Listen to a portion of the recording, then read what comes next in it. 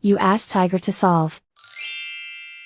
This deals with linear equations with one unknown. The final result is r equals 13. Let's solve it step by step. Simplify the expression. Expand the parentheses.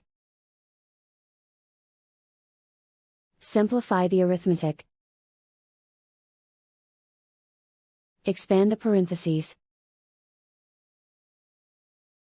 Simplify the arithmetic. Group all constants on the right side of the equation. Subtract 31 from both sides. Simplify the arithmetic.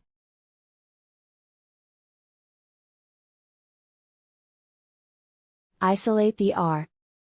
Divide both sides by -2. Cancel out the negatives. Simplify the fraction.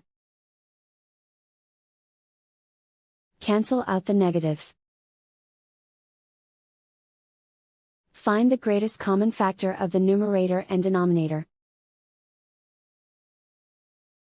Factor out and cancel the greatest common factor. And so the final result is r equals 13.